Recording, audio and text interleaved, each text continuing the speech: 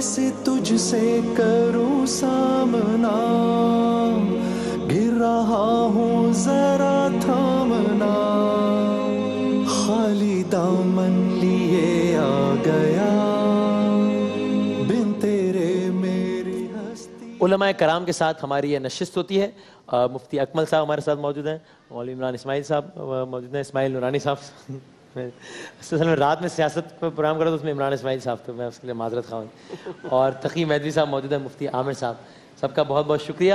Audience سے بھی ہم کوشش کریں گے کچھ سوالات لے لیں، اور سوشل میڈیا پر آپ ٹویٹر کے ایڈریس پہ میرے جو بھیج رہے ہیں سوالات، وسیم بدامی WASEMBADAMI، اس پر بھی ہم سوالات لیتے ہیں۔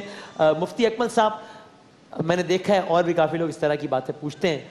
خاتون ہیں، کہہ رہی ہیں میرا پلیز یہ سوال پوچھیں، میں کوئی بھی دعا مانگتی ہوں وہ قبول نہیں ہوتی، لیکن کچھ بھی برا سوچتی ہوں تو وہ فوراً ہو جاتا ہے، کیا ہونا؟ اعوذ باللہ من الشیطان الرجیم، بسم اللہ الرحمن الرحیم۔ یہ اصل میں وہم ہو جاتا ہے، ایسا نہیں ہوتا۔ اچھا، یہ خود غور و تفکر کر لیں کہ 50 باتیں ذہن میں بطور وسوسہ آتی ہیں، لیکن اس کے موافق حقیقتاً کوئی چیز ظہور پذیر نہیں ہوتی۔ صحیح ہے۔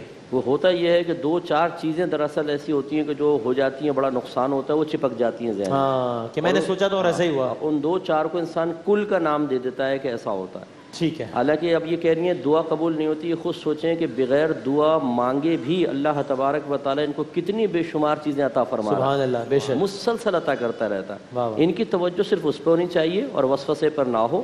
ایسا نہیں ہوتا کہ کوئی چیز ذہن کے اندر بری آئے تو اس کے موافق ضرور ہوگا، چاہے ذہن میں آئے نہ آئے۔ اگر اللہ تعالیٰ کا فیصلہ ازلی ہے وہ چیز اپنے وقت پر ضرور ہوگی، چاہے ہمارے حق میں بہتر ہو چاہے ہمارے خلاف۔ صحیح۔ آڈینس سے ہم ایک سوال لے لیتے ہیں۔ جی ذرا پلیز اگر کھڑے ہو کر سوال کیجیے گا تاکہ سب۔ جی مجھے یہ پوچھنا تھا کہ جب ہم ہاتھ پہ مہندی لگائے ہوئے ہوتے ہیں تو میرے خیال سے کہتے ہیں نا کہ وضو نہیں ہوتا، تو اگر ہم وضو کر لیں اور اسی مہندی لگے ہاتھ سے قرآن کے ورڈز ٹچ کر سکتے ہیں عربی یا نہیں؟ ٹھیک ہے، اوکے، پہلے آپ بتا دیجیے، پھر اگر فقہی حوالے سے کوئی اور رہے تو۔ بسم اللہ الرحمن الرحیم۔ چونکہ عام طور پر مہندی جو ہے وہ کلر اپنا چھوڑ دیتی ہے، لیکن اس کے جو اجزاء ہوتے ہیں وہ نکل جاتے ہیں جب وہ مہندی اپنا کلر چھوڑ دیتی ہے، تو اگر صرف کلر باقی ہے، ورنہ اجزاء اس کے جو طے ہوتی ہے وہ نکل چکی ہے، تو وضو ہو جائے گا اور کوئی مذائقہ نہیں ہے۔ لیکن اگر ایسی مہندی ہے کہ جو اپنے اجزاء بھی چھوڑ دیتی ہے، کہ جس کے بعد وہ رکاوٹ بنتی ہے پانی کے پہنچنے میں، تو پھر ان اجزاء کا ہٹانا بھی ضروری ہوگا۔ اب یہ آسان ہوتا ہے خاتون کے لیے جج کرنا کہ یہ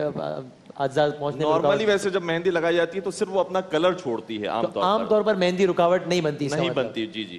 اور اگر کوئی ایسی چیز ہے کہ جیسے ہو سکتا ہے کہ نہیں، جو آنے والی مہندیاں ہوتی ہیں وہ پلاسٹک کی کوئی تہ چھوڑ جاتی ہو، اگر اس طریقے سے پورا اپنے ہاتھوں پر وہ پلاسٹک کی تہ چڑھ گئی ہو تو اس کے بعد اگر قرآن کریم کو ہاتھ لگایا گیا بغیر وضو کے تو کوئی حرج نہیں ہوگا، کیونکہ تہ آ گئی ہے۔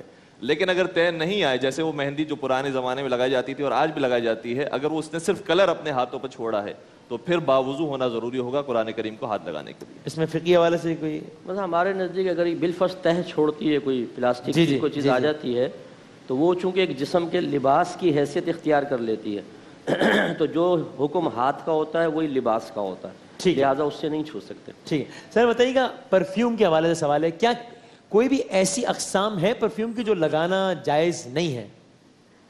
بسم اللہ الرحمن الرحیم۔ اس سلسلے میں ایک عرصہ دراز سے علماء کے درمیان اختلاف رہا ہے الکحل کی اس میں مقدار کی وجہ سے، لیکن بیشتر علماء کی تحقیق اس موجودہ دور کے اعتبار سے اور ہندوستان پاکستان کے کئی علماء کی جو تحقیقات شائع بھی ہو چکی ہیں، اس میں انہوں نے اس بات پر اکثر علماء نے اتفاق رائے کیا ہے کہ جو خارجی استعمال ہے، یعنی کہ جو الکحل کی مقدار کا جو خارجی ہمارے بیرونی استعمال ہے، تو اس میں کوئی حرج نہیں ہے۔ ٹھیک ہے، یہ الگ بات ہے کہ کوئی صاحب اپنے زیادہ احتیاط کی وجہ سے بچنا چاہیں تو وہ ٹھیک ہے کہ وہ اس کی اپنی ایک ذاتی احتیاط ہو سکتی ہے، لیکن علماء نے اس میں گنجائش بیان فرمائی اور اجازت دی۔ تو مور اور لیس آج کل کی جو پرفیومز یوز ہو رہے ہیں اس میں کوئی اشکال نہیں ہے استعمال کیا؟ جی ابھی تک تو اسی طرح جو تحقیق ہے۔ فقہ جعفریہ کا بھی یہی مسئلہ ہے کہ اچھا اس میں کوئی وہ نہیں، مفتی صاحب نے بیان۔ ٹھیک ہے۔ مفتی عامر صاحب سوال وہ پوچھ رہے ہیں کہ کسی عزیز کا یا کسی جاننے والے کا انتقال ہو گیا ہو اور بعد میں وہ کسی بھی حوالے سے خواب میں آئے تو اس کو حقیقت جاننا چاہیے؟ مثلا کہتے ہیں نا میں نے اس کو بڑے اچھے حالت میں دیکھا تو اس کی بنیاد پہ ازیوم کرنا ہے کہ واقعی وہ اچھے حال میں ہوگا، یا میں نے اس کو بری حالت میں دیکھا تو یہ ازیوم کرنا ہے کہ بہت تکلیف میں ہوگا، یا پھر اس کا تعلق آپ کی اس بندے سے سوچ سے متعلق، یا اس کا تعلق کسی بھی اور عوامل سے بھی ہو سکتا ہے؟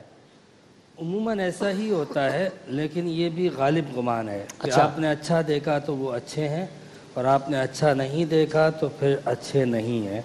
یہ غالب گمان ہوتا ہے. یہ حتمی اور یقینی اور وحی والی کیفیت نہیں ہوتی ہے. جس طرح کہا جاتا ہے انبیاء کا خواب سچا ہوتا ہے. جی. ہم بہت ساری چیزیں دیکھتے ہیں خواب میں، اس کی تعبیر بالکل ایک الگ ہوتی ہے، کچھ اور ہوتی ہے. اسی لیے تو ہم کہتے ہیں تعبیر. ورنہ تو بس جو خواب دیکھا وہی ہوگا بس. تعبیر کا مطلب یہ ہوتا ہے کہ اس کا ہم اطباق کرتے ہیں کسی مخصوص صورت پہ. تو لہٰذا عموماً ایسا ہوتا ہے کہ مرنے والے کو آپ نے خوش دیکھا ہے تو وہ خوش ہوتا ہے. ٹھیک ہے. عید کے دن روزے رکھنا حرام ہے ایسا ہی؟ اور اس میں یہاں عید سے مراد روزے عید ہے یا ہمارے معاشرے میں پہلی عید، دوسری عید، تیسری عید رائج تینوں عیدیں ہیں؟ نہیں، فقہ جعفریہ کے حساب سے میں عرض کروں کہ عیدین پر یعنی عید الفطر کا دن اور عید قربان کا دن، یہ صرف 2 دن ایسے ہیں کہ جس میں روزہ رکھنا حرام ہے. بلکہ ماہ شوال کے مہینے میں بھی یہ روایتیں کہتی ہیں کہ مستحب ہے کہ انسان 34 شوال سے لے کر 9 شوال تک دوبارہ روزے رکھے، اور یہ مستحب تاکیدی ہے. ورنہ تو سارا سال انسان اگر روزہ رکھتا ہے تو مستحب ہوتا ہے، لیکن ان ایام میں مستحب تاکیدی ہے. اور اس کی جو ایک وجہ بیان کی جاتی ہے وہ یہ ہے کہ جب ماہ رمضان جو ہے وہ مہمان آیا تھا ہمارے پاس، اور اس کے بعد وہ رخصت ہو رہا ہے، تو مہمان کو جب رخصت کیا جائے تو کچھ قدم آگے بڑھا جائے اور آگے چل کر اس کے بعد رخصت کیا جائے. تو مناسب یہ ہوتا ہے کہ ماہ رمضان کو اس طریقے سے رخصت کیا جائے کہ پھر شوال کی بھی ان 4 شوال سے لے کر 9 شوال تک بھی روزے رکھے جائیں. مفتی عامر صاحب آپ اس میں کچھ اضافہ کرنا چاہ رہے تھے؟ ہاں، فقہ حنفی میں اس میں یہ ہے کہ عید الاضحیٰ میں صرف پہلے دن نہیں منع ہوتا بلکہ باقی دن بھی عیدین کے یعنی 3 دن جی ہاں منع ہوتا ہے. صحیح. چوتھے دن بھی ہے. چوتھے دن روزے کے اعتبار سے سال میں 5 روزے مکروہ تحریمی ہیں. ایک عید الفطر کا، اور پھر عید کے 10 ذوالحجہ کو عید ہوتی ہے نا، 10 11 12 13 4 وہ دن لگاتار، ایک یہ 5. اوکے صحیح. ایک سوال جی آپ کیجیے گا پلیز. السلام علیکم وسیم بھائی اور تمام علماء کرام. میرا سوال یہ ہے کہ میری بہن ہے، ان کا نام نسیمہ ہے. ٹھیک ہے. ان کے ساتھ یہ ایشو ہے کہ ہم یہ کہہ سکتے ہیں کہ شاید 6 سینس ہے یا پھر کوئی ایسی چیز ہے. وہ کچھ سوچتی ہیں، لائک پازیٹیو وے میں ہو نیگیٹو وے میں، وہ چیزیں ہو جاتی ہیں. تو اس کی وجہ سے وہ بہت زیادہ ڈسٹرب رہتی ہے کہ کوئی بھی چیز وہ سوچتی ہے وہ فوراً کسی نہ کسی وے میں ان ٹچ میں ہوتی ہے. تو کیا مطلب ہمارے اسلام میں بھی اس چیز سے کچھ اسی طرح ہم بچ سکتے ہیں، یا واقعی 6 سینس کا کوئی تصور ہے یا؟ ٹھیک ہے، سوال آ گیا. بالکل ٹھیک. مور اور لیس آپ نے ایڈریس کیا بھی ہے، لیکن یہ ہے واقعی چھٹی حص. اور لوگ میں نے دیکھا واقعی نفسیاتی ہو جاتے ہیں میرے سوال سے کہ یار یہ میں نے سوچا نا بھی ہوگا، آپ دیکھنا. اس کا طریقہ کار یہ، اس بیماری سے نجات کا طریقہ کار یہ ہے، اس کا طریقہ کار یہ ہے کہ ان سے 5-6 کویسچنز کیے جائیں. مثال کے طور پہ 2 مردے ہوں آپ کے، اور آپ ان سے پوچھیں کہ بتاؤ ان کی شادی ہم کرنا چاہتے ہیں، آپ کی 6 سینس کیا کہتی ہے، صحیح رہے گی کہ نہیں رہے گی؟ تو وہ کہیں گے، ہو سکتا ہے یہ کہیں کہ ہاں بہت اچھی رہے گی، میری 6 سینس یہ کہہ رہی ہے. تو آپ کہیں وہ تو فوت ہو چکے ہیں. اس طرح 3 4 5 6 کویشچن ایسے کریں جس سے ان کی 6 سینس فیل ہوتی نظر آئے، تو ان کو پھر اس پہ یقین ختم ہو جائے گا. اور یہاں پر وہی جواب ہے پھر کہ یہ بعض اوقات ایسا ہوتا ہے، ایسا نہیں ہے کہ یہ 100 چیزیں سوچیں گی تو 2-4 چیزیں ہو جائیں گی. یہ تو جعلی قسم کے عاملین بھی کرتے ہیں. 50 ان کے پاس گاہک آئیں گے تو 2-4 کو تو تکا لگ ہی جائے گا. وہ 2-4 یہاں بھی لگ جاتے ہیں، اس کی واہ کرتے ہیں، اور اسی کو وہ سامنے روشنی میں لے آئے گا. باقی جو گالیاں بکر ہیں اس کو نہیں دکھاتے. صحیح ہے. تو اس کا مطلب مفتی عامر صاحب یا آپ سب لوگوں کا خیال یہ کہ اس کا تعلق نفسیاتی پر اور وہم سے ہے، یا باہر کچھ ایسا بھی ہوتا ہے کسی نے پڑھ دیا ہے، کچھ کر دیا ہے، ایسا بھی ہے؟ یہ نفسیاتی معاملہ ہے. بالکل یہ نفسیاتی معاملہ ہے. بلکہ اس میں انہوں نے جو کہا نا، جو سوچتی ہوں، عام طور پہ جو ان کے اطراف میں حالات اور امور ہوتے ہیں اسی میں سوچتے ہیں. لیکن اگر تھوڑا سا دور کی اگر سوچنے جائیں، آپ پاکستان سے نکل کے ہندوستان، جاپان، امریکہ یا آسمانوں کی باتیں کریں ان سے، تو اس کے بارے میں تو ان کو پتہ ہی نہیں ہوتا ہو کیا رہا ہے، تو سوچنا تو دور کی بات ہے. اب جو اطراف میں ہو رہا ہے اس میں ایک ذہن ہوتا ہے کہ یہ ایسے ہوگا یا ایسے ہوگا. ٹھیک ہے، تو ہونا بھی ہوتا ہے. بلکہ اگر پاکستان کا بھی پوری طرح سوچیں، سیاست میں جو کچھ ہو رہا ہے، بھائی یہ سوچیں فلاں کی حکومت آ جائے، JIT کا فیصلہ کیا آئے گا بھائی؟ پاناما کا مسئلہ حل ہو جائے، لیکن وہ ہو کے نہیں دے رہا. فلاں کی حکومت آ جائے، وہ نہیں آ رہی. تو اور تھوڑا ہمارے ایک دو دوست ہیں ان کو سب پتا ہوتا ہے، سارے مسائل حل ہو جائیں گے. صحیح. آڈینس سے میرا خیال ایک آخری سوال ہم لے سکیں گے بس، یہ آپ دیجیے مائک. جی السلام علیکم. وعلیکم السلام. میری بہن ہے، وہ روزے رکھتی ہے نا تو ان کے معدے میں تکلیف ہو جاتی ہے. اچھا. وہ اتنی ہوتی ہے کہ بہت زیادہ ہو جاتی ہے. اتنی ہوتی ہے کہ بہت زیادہ ہو جاتی ہے. بہت زیادہ ہو جاتی ہے. اتنی ہوتی ہے کہ بہت زیادہ ہو جاتی ہے. चढ़ती है, ये चीज होती है। ठीक है, तो रोजा रखें या ना रखें, क्या करें? ये हाँ, सवाल तो ये है। रखें फिर वो कभी रख भी लेती है, तो वो डकारों को ऐसे आते कहती है कि मैं उल्टी होती है। बस ठीक है, रोज सही समझ गया जी। अब ये मैदे की तकलीफ, रोजा रखें या ना रखें जी? वैसे तो खाना खाने से भी तकलीफ हो जाती है मैदे की और कम खाने से भी हो जाती है। तो बहरहाल अगर ये इन अय्याम में जो माह मुबारक रमज़ान की अभी अय्याम आए हैं, इन गर्मियों के महीनों के अंदर, अगर इन महीनों के अंदर, इस महीने के अंदर वो नहीं रख पाती हैं और कोई और राय हल भी नहीं है, मिसाल के तौर पर अगर वो इंजेक्शन के ज़रिए अपने आप को दुरुस्त कर लें और ताकत हासिल कर लें और उसके बाद रोज़ा रख सकें, और अगर ऐसी कोई सूरत हाल भी नहीं है, तो फिर ये रोज़ा इनके ऊपर माफ़ हो जाएगा और उसके बाद माह रमज़ान गुजरने के बाद अगर ये रोज़ा रखने के काबिल होती हैं तो इस रोज़े की सिर्फ क़ज़ा अंजाम देना ज़रूरी होगा। ठीक है भाई, ये बड़ा इंटरेस्टिंग सवाल आया है। मुफ्ती आमिर साहब बताइएगा, बस फिर आखिर कंक्लूड करते हैं कि एक खातून जो है वो अगर, सवाल के दो ऐसे, एक तो कि आर्टिफिशियल बाल यूज़ करना, एक्सटेंशंस वगैरह भी शायद कहते हैं, वो सही है या नहीं, नंबर एक। असल मज़ेदार सवाल ये कि भाई हिजाब तो ये ना कि अपने बाल आपने छुपाने ना महरम से, तो अपने बालों के ऊपर वो आर्टिफिशियल बाल लगा लें तो असल बाल तो उसके नीचे छुप गए और फिर पर्दा ना करें, तो ये कैसी तरकीब है? इस पर फरमाइए मुफ्ती आमिर, तो ये सवाल है। पहली बात तो ये मासूमाना सवाल है मुफ्ती आमिर साहब? बहुत मासूम, इसके अंदर इतना शराफत और इतनी सादगी छुपी हुई है। सबसे पहली बात तो ये है कि पर्दे का जो हुक्म है इससे साकित नहीं होगा, नहीं होगा सर, नहीं होगा। जो पर्दे का मुकम्मल हिजाब का जो आपने तो वो जो मंतिक के बता रहे हैं कि भाई बाल तो असल छुपाना वाजिब है, तो बाल तो छुप गए मेरे आर्टिफिशियल बालों से, तो फिर क्यों पर्दे का अमल किस तरह हो? देखिए, बाल सिर्फ पर्दे में शामिल नहीं है, नंबर एक। नंबर दो, इन्होंने आर्टिफिशियल बालों से अपने ओरिजिनल बाल तो छुपा लिए, लेकिन उसके बाद उन्होंने दोबारा अपने आप को जिस तरह जाहिर किया है वो बेपर्दा ही जाहिर हो रही हैं। अच्छा, तो लिहाजा उस जाहिर के ऊपर हुक्म लगाया जाएगा कि इन्होंने अपने बाल को जो है वो जाहिर रखे हैं। ठीक है। दूसरी बात यह है कि आर्टिफिशियल बालों के हवाले से गैर महरम के बाल, गैर इंसानी बाल, इन सब तमाम चीज़ों पर फुक़हा ने जो है वो तहफ़्फ़ुज़ात पेश किए हैं। मुफ्ती साहब इसमें थोड़ी सी तफसील। जी जी मैं बताऊं? जी जी प्लीज़ प्लीज़। अच्छा, देखें, एक मसला ये है कि पर्दे का असल मकसूद शरअ क्या है? हाँ, स्पिरिट क्या है? हाँ, वो तो ये है कि गैर महरम उसकी तरफ मुतवज्जे ना हो।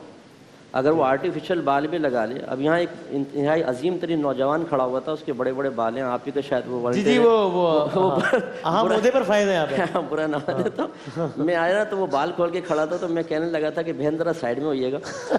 तो मसला ये है कि असल तो ये है कि लोगों की अट्रैक्शन उस तरफ ना हो, तवज्जो ना हो। आर्टिफिशियल लगाकर वो लोगों के सामने आएंगे, असल बाल छुप भी गए तो जो मकसूद असली था वो अभी भी हासिल नहीं हो रहा। ठीक है। दूसरा, ये आर्टिफिशियल जो बाल हैं, नकली जो बना लेते हैं विगे वगैरह, ये लगा सकते हैं, लेकिन इंसानी बाल जो है वो किसी भी तरीके से नहीं लगा सकते। अच्छा, इसमें कुछ आप फ़िक़्ह जाफ़रिया के हवाले से मैं अर्ज़ करूँ, तकरीबन जो पहली बात क़िबला ने बयान फरमाई वही फ़िक़्ह जाफ़रिया के मुताबिक भी है कि एक्चुअली ज़ीनत को छुपाना ज़रूरी है।